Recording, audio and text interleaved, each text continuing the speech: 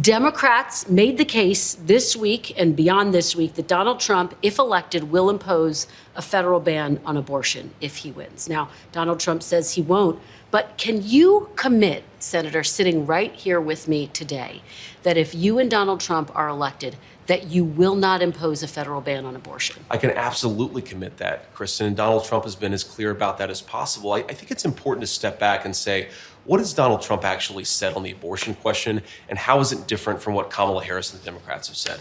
Donald Trump wants to end this culture war over this particular topic. If California wants to have a different abortion policy from Ohio, then Ohio has to respect California and California has to respect Ohio. Donald Trump's view is that we want the individual states and their individual cultures and their unique political sensibilities to make these decisions because we don't want to have a nonstop federal conflict over this issue. The federal government ought to be focused on getting food prices down and getting housing prices down, issues, of course, where Kamala Harris has been a total disaster. So I think Donald Trump is right. We want the federal government to focus on these big economic and immigration questions. Let the states figure out their own abortion policy. Let me just follow up with you a little bit on that point, because I've been talking to Republicans, including Senator Lindsey Graham just last week, who've made it very clear that if Donald Trump is elected, if you are elected, they will continue to press this point. Senator Graham said to me, I'm going to keep saying that there should be a federal ban.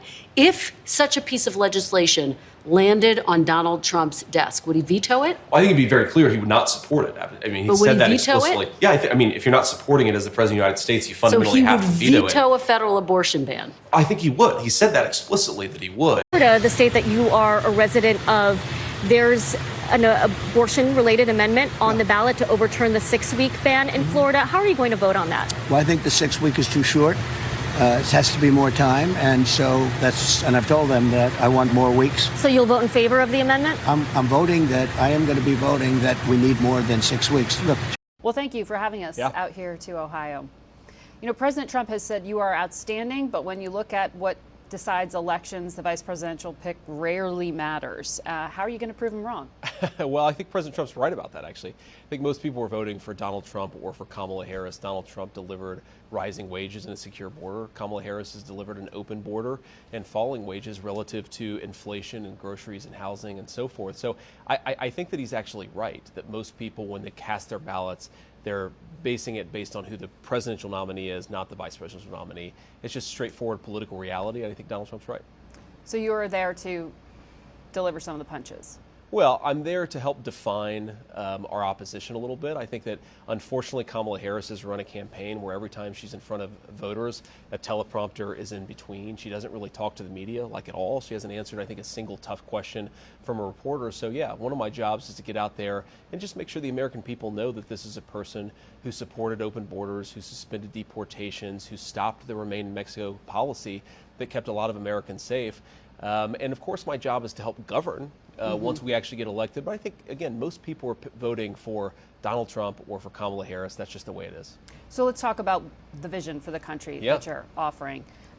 You supported the Supreme Court ruling recently on mifepristone, the so-called abortion pill, that ruled opponents lacked the legal right to sue over the FDA approval. That's right.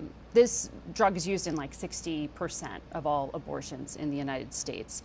In a Trump-Vance administration, would you use the FDA to block access to this drug? Well, no. What the president has said very clearly is that abortion policy should be made by the states, right? You, of course, want to make sure that any medicine is safe, that it's prescribed in the right way, and so forth.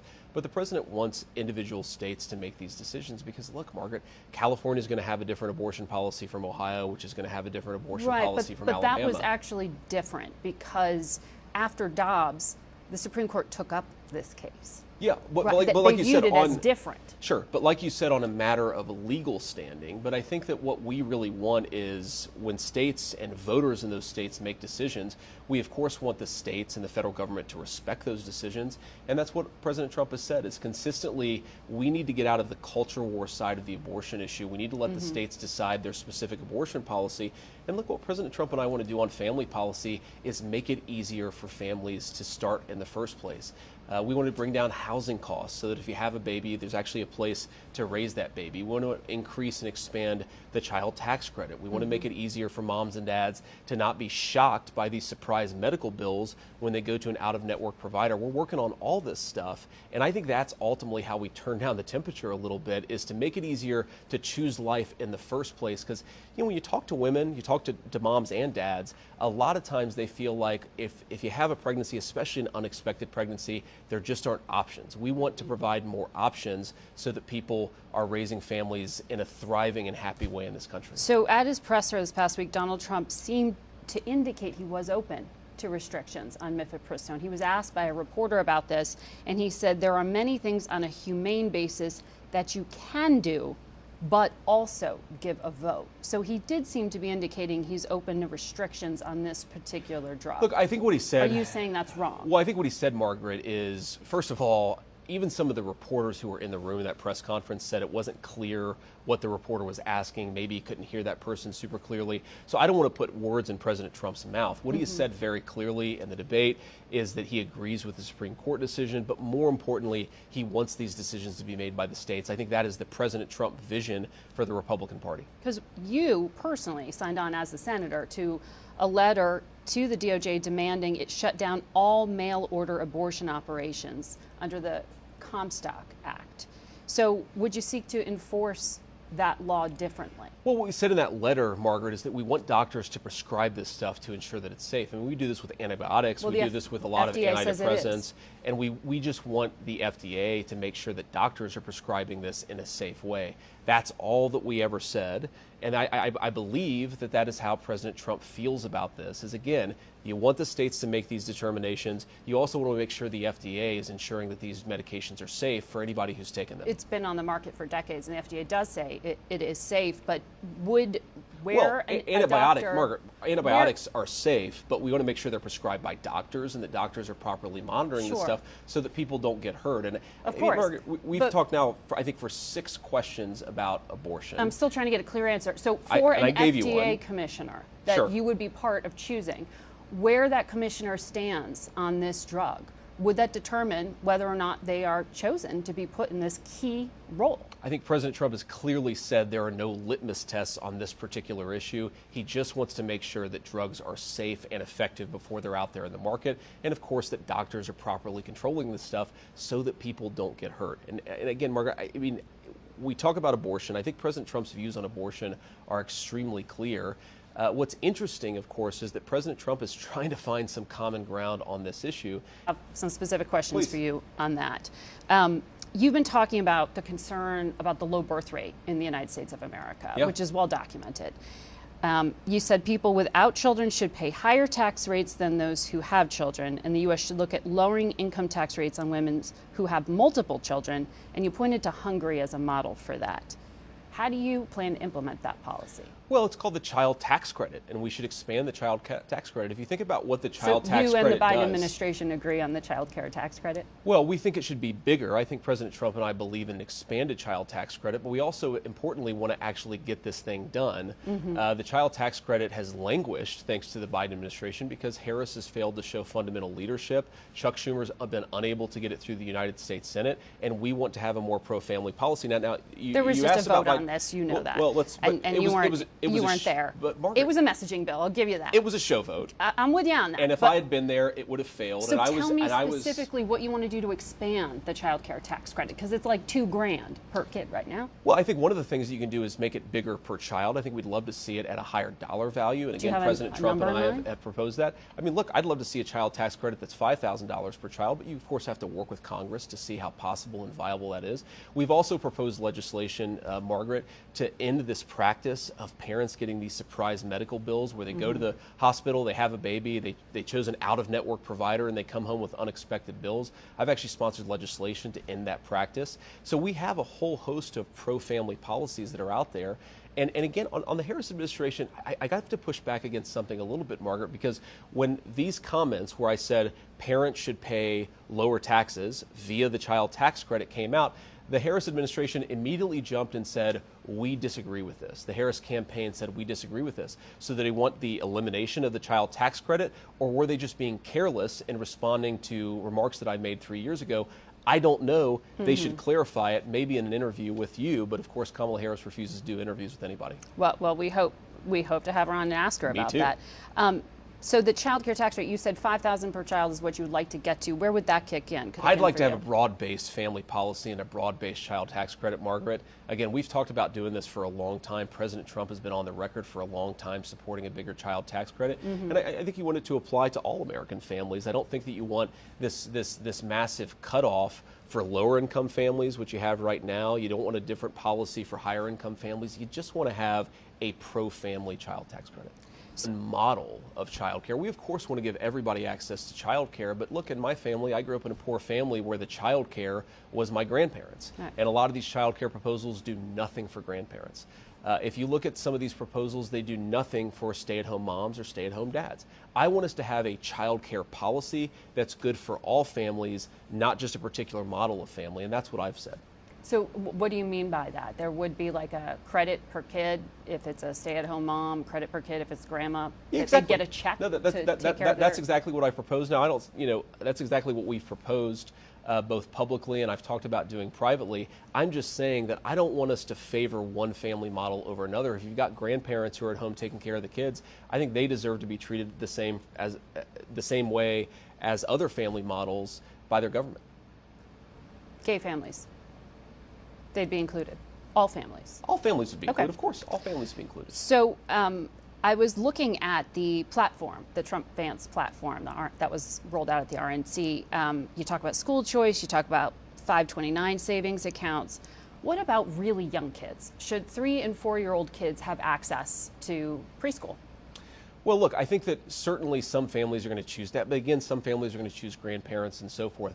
I think our view... Well, that's childcare. That's different than our preschool. view. Well, very often preschool is childcare, is at least a form of childcare. I know that when I went to preschool, Your kids my parents went to preschool. Yeah, and we used it as childcare, right? You're hoping the kids get a good education, but you're also doing it because you want to provide childcare for your kids. I don't think there's anything incongruous or inconsistent about that.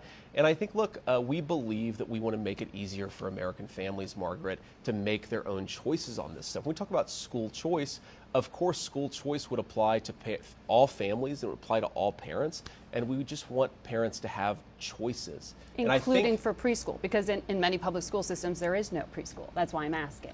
I think that we want parents to have choices, Margaret. Like I just said, we want them to be able to make the choices that make the most sense for their family. For some, it's going to be preschool. For some, it's going to be daycare. For some, it's going to be having the kids stay at home a little bit longer. We just want the government to treat everybody equally, regardless of whatever education or family model you have. So you have a very young family. I do. You have a very accomplished wife, Usha, who she went to. I'm very proud of her. Yes, Yale, Cambridge. She clerked at the Supreme Court. We heard her on stage at the RNC. You gave a recent interview to Megyn Kelly. Yeah. And you spoke about white supremacists attacking your family. Sure. Because she's not a white person. How concerned are you that this kind of hate would follow you to the White House? Well, look, it's going to follow us wherever we go because that's the nature of public life in America, and it's disgraceful. Look, I love my wife. I'm very proud of her. I'm extremely lucky to have met her and to have gotten the chance to build a life with her. And my attitude on this is if people want to attack me, attack my policy views, they're welcome to. I signed up for it. My wife didn't sign up for it, and by the way, she's way out of their league, the people who are attacking her. So I wish they would just keep their mouths shut or at least focus on me. But look, it's the nature of public life in this country. My wife's pretty tough, and she knows what we signed up for. I imagine it's hard to keep your temper when you hear things like that. Yeah, I get pissed off sometimes, certainly. Yeah. When people attack your family, and certainly attack your family for something that no person can control. And I do think that there's been this thing in America where we've said that we should judge people based on their skin color, based on their immutable characteristics, based on things that they can't control. I frankly think that, unfortunately, a lot of people on the left have leaned into this by trying to categorize people by skin color and then give special benefits or special amounts of discrimination. The Harris administration, for example, handed out farm benefits to people based on skin color. I think that's disgraceful. I don't think we should say you get farm benefits if you're a black farmer, you don't get farm benefits if you're a white farmer. all farmers. We want to thrive, and that's certainly the President Trump and J.D. Vance view of the situation. But I do think, unfortunately, when our leaders divide us by race, you're going to have hate on the left side of the political spectrum, you're going to have hate on the right side of the political spectrum. We should just judge people based on individual characteristics and based on merit, and that's certainly what President Trump and I want to do. But that wasn't born in the last 4 years. I mean, not at all. But I think that President Biden and Harris have certainly accelerated it. I don't think you've seen anything like what we've seen from Kamala Harris when it comes to handing out government benefits based on people's immutable characteristics. The actual legal enshrinement of discrimination in this country, we haven't seen anything like it in the last 30 or 40 years. Certainly back in the 60s and 50s, we all look at that as a period that we wanted to get away from, and in some ways the Harris administration has re-implemented it. I think it's pretty disgraceful. Well, in your own movement, that's what I want to ask about, because one of the supremacists who was saying things like this about your family, Nick Fuentes, an avowed anti-Semite, went after your wife. He had previously dined at Mar-a-Lago with Donald Trump. Does this have any room in your movement, in the MAGA movement? Of course it doesn't have any room in the MAGA movement, and of course you disavow him and this. And of course Donald Trump has criticized this person. Look, I think the guy's a total loser. Certainly I disavow him, but if you ask me what I care more about, is it a person attacking me personally, or is it government policy that discriminates based on race? That's what I really worry about, is bad government policy that harms people based on their immutable characteristics. Look, a lot of losers are going to attack me and attack my family. I think the proper response to them is to ignore them. Don't feed the trolls, and they largely go away. What I worry much more about is bad government policy, Margaret, because I think it's a bad thing. I want to ask you about some of the things you said on the business front. You said you're among the most pro-labor Republicans in the Senate. You're not a big fan of right-to-work laws that make it harder to, for unions to organize. Our latest CBS poll shows your ticket is down 13 points, 56 to 43, among voters with a union member in their household. Why do you think there is this differential? Why behind? Well, first of all, Margaret, I'm skeptical of any polling at this level because I think that you have to persuade voters. The poll that actually matters is on Election Day. And I think we're doing great with union voters, especially people like the Teamsters, the United Auto Workers, because we're the people who are trying to protect their jobs. Kamala Harris has pursued a series of green energy policies that would ship more and more manufacturing jobs to China, more and more energy jobs to China. That's going to destroy a lot of union jobs. And what President Trump and I have to do is make the case to these workers, union and non-union alike, that we're the candidacy, we're the presidency that's actually going to protect their jobs and protect their right to earn a good wage in the country they love. I think that when people know about the policy difference between Kamala Harris, pro-shipping American manufacturing jobs to China with ridiculous energy policies, and Donald Trump, who wants to drill and actually open up American energy markets so that we can manufacture more, they're going to vote for President Trump. I have no doubt about that. You're one of the few Republican supporters of antitrust reform, which has actually been a cause the Biden administration, the Biden-Harris administration, has taken up here, trying to block mergers and ramp up antitrust. You said of FTC Commissioner Lina Khan, she's done a pretty good job. Yeah. What do you mean by that? If you're in office, you're going to go after trying to break up Google, trying to break up Microsoft. What does that mean? Well, look, I don't agree with Lina Khan on every issue, to be clear, but I think that she's been very smart about trying to go after some of these big tech companies that monopolize what we're allowed to say in our own country. I don't want a billionaire. Which companies? I don't want Google or a billionaire that controls Google that's in bed with China to be able to censor American information, and that's exactly what they've done. I think these companies are too big, too powerful. And he's a huge supporter of your movement. But he does not censor. And he does so much business with China. One, he does not censor, and two, he does not have a monopoly over free speech in a way that Google has a much, much bigger company, a much more powerful control. And by the way, the presidency that started the antitrust lawsuit against Google was Donald J. Trump's presidency, right? So in a lot of ways, President Trump and I look at this in the same way. We want good wages for American workers. We want Americans to be able to speak their own mind in their own country. And sometimes that means you've got to take on those monopolies. President Trump already did it, and I think he'll do it again if we give him another chance. It just stands out as interesting to me because you courted so much money effectively for the campaign from Silicon Valley and from so many of these Not from tech guys. Not from Google and Facebook, Margaret. I think there's a big difference between big tech and little tech, right? A lot of these companies are upstarts. They're trying to build a cool product. They're trying to take on the Googles and Facebooks of the world. Google and Facebook are not giving me a whole lot of money because they don't like me, because I believe that Americans ought to be able to speak their own mind in their own country. And I think these companies are too big. We ought to take the Teddy Roosevelt approach to some of them, break them up, don't let them control what people are allowed to say. So yes, the big tech companies don't like me. The little tech companies, people I think who are trying to do something important to take on those big tech incumbents, yeah, a lot of them do support me, and I'm of course proud to have their support because we agree on a lot of big issues. So you're promising them what, less regulation of certain things? Is that what promising who? Small tech. You didn't give any names, so I don't know.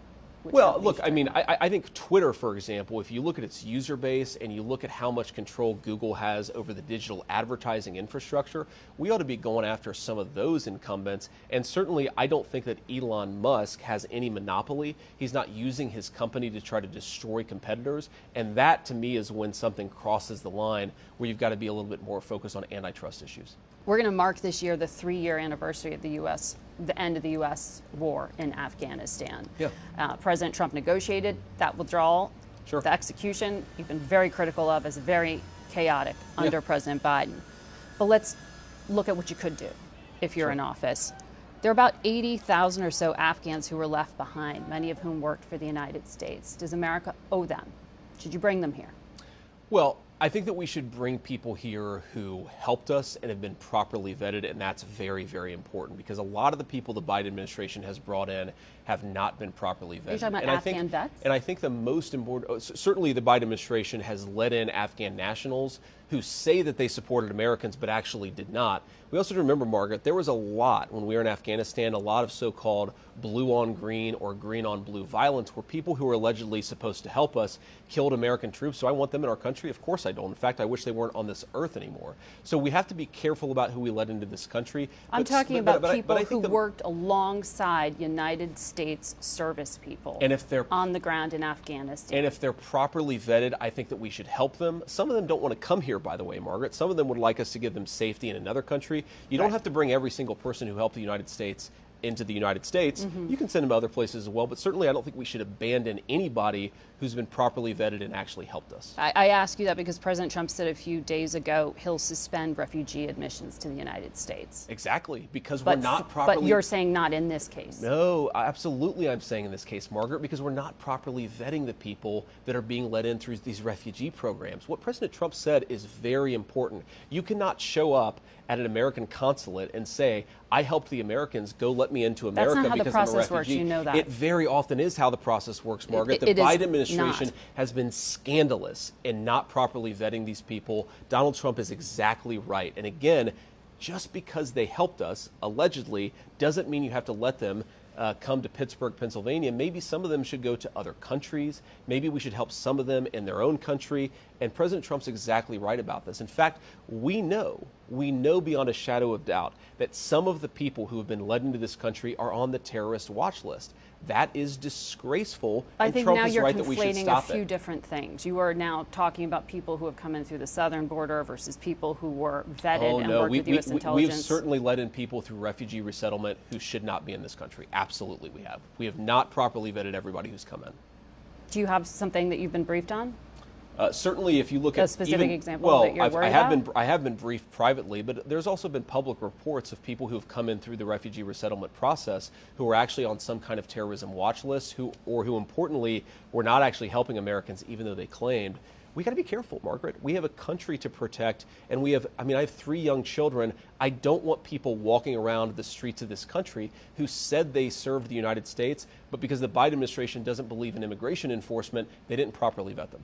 But you would properly vet them and allow them in if you're in the White House? No, I didn't say that. I said let everybody in. No, I think you want to help them. I didn't say everyone. I said specifically Afghans. I say you want to help them. Maybe they want to resettle in their own country. Maybe they want to resettle in another country. What I've said is I do think that we should help the people who were good to us. That doesn't mean every single one of them has to come to the United States of America.